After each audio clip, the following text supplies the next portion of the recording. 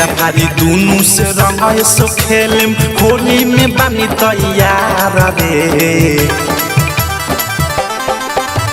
फेरा फारी दोनों से रंग सो खेलम होली में बानी तैयार रे। अरे बाया के चोपना देवरा रंगी देवरा देवरा। अरे बाया के चोपना देवरा रंगी बाया के रंगी भतारा रे। अरे बाया के चोपना देवरा रंगी बाया के रंगी भतारा रे।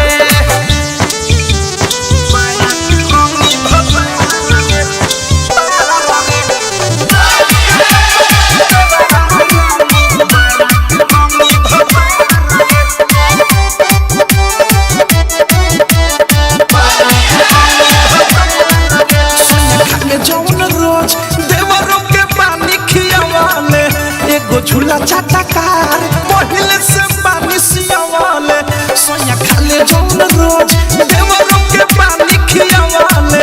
एगो झूला चाटकार पहले से पानी सियावाले। जोश में आके कहीं होश न गवावे देवे न दुनु गोरा फारा रे।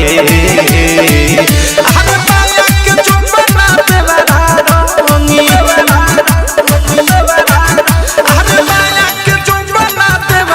रंगी बाया के रंगी भतारा रे।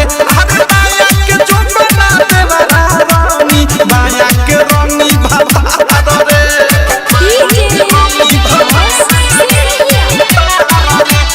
डायमंड रिकॉर्डिंग स्टूडियो छोड़ना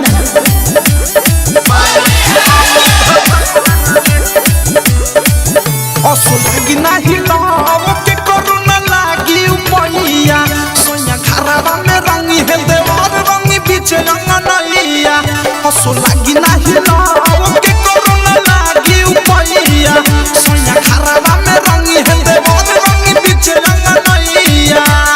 अवध से प्रेमी राइटर थारू अनुराग सुबोध से प्यारा रे। बाया के चोपना पद सहारंगी है। बाया के चोपना देवरा रंगी है बाया के रंगी भतारा रे। अरे बाया के चोपना देवरा रंगी बाया के रंगी भतारा रे।